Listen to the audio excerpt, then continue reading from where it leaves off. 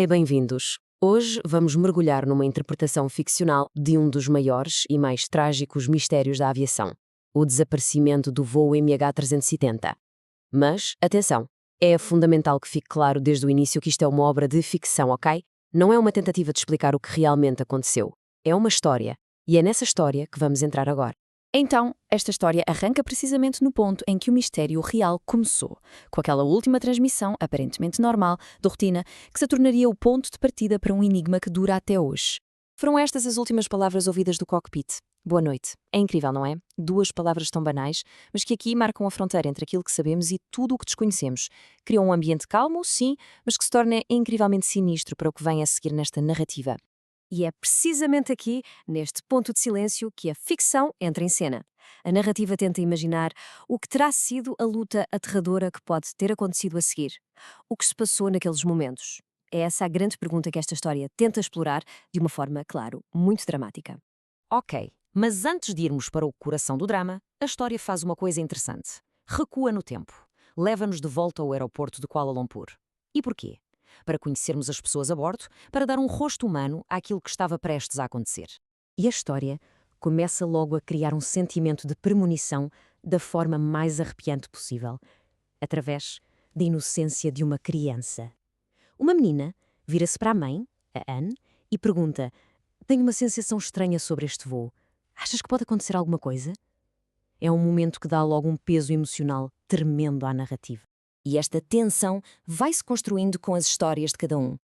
Vemos, por exemplo, um empresário chinês, num telefonema super urgente, a dizer: "Zhang Rui, irmão, tens de enviar esse fecheio. Este negócio pode mudar a minha vida." Percebem? Vidas inteiras, futuros, tudo ali, suspenso no ar.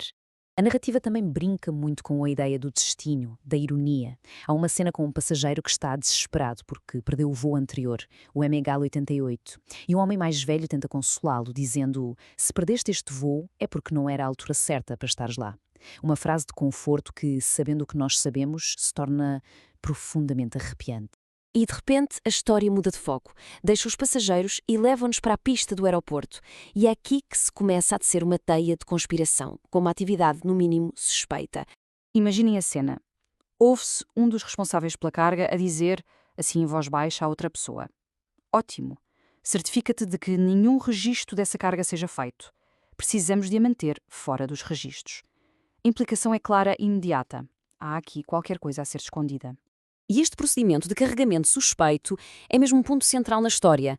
A narrativa vai detalhando cada passo. Primeiro, aparece um grupo separado de trabalhadores com os contentores grandes. Depois, um deles verifica o conteúdo muito discretamente. A carga, claro, é mantida fora do manifesto oficial. E para juntar a tudo isto, eles referem-se àquela carga como muito importante. Claramente, a história está a plantar as sementes para uma intriga muito mais complexa. Ok, voltamos para o avião, já no ar. E a narrativa leva-nos diretos para o olho do furacão, o cockpit. E o que é que espoleta a atenção toda? Um problema técnico. O sinal do transponder começa a ficar intermitente. Basicamente, o transponder é o aparelho que diz: "Olá, eu sou este avião e estou a esta altitude." Quando começa a falhar, torna o avião difícil de seguir e pode significar uma avaria grave.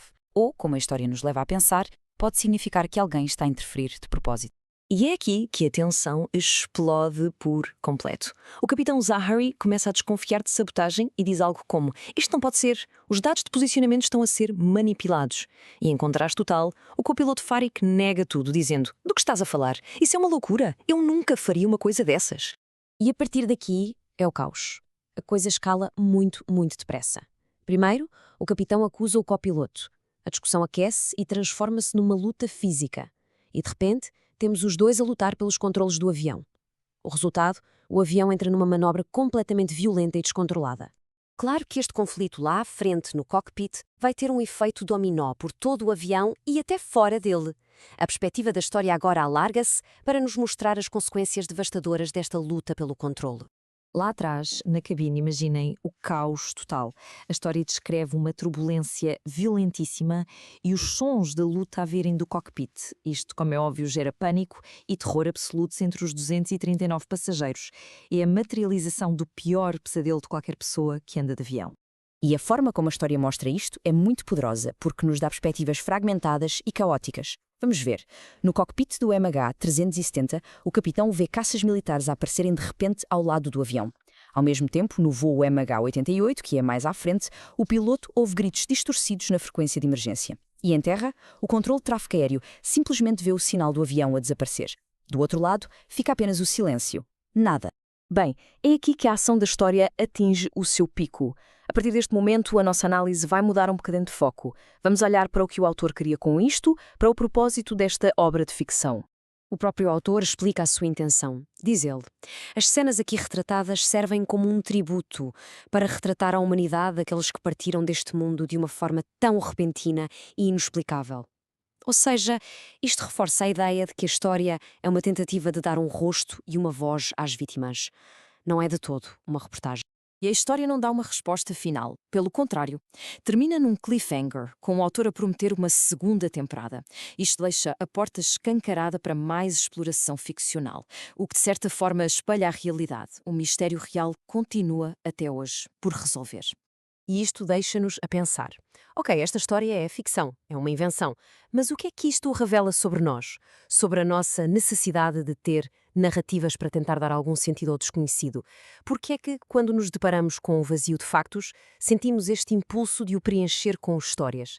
É uma pergunta que vai muito para além do MH370 e que toca na forma como nós, enquanto seres humanos, lidamos com o mistério.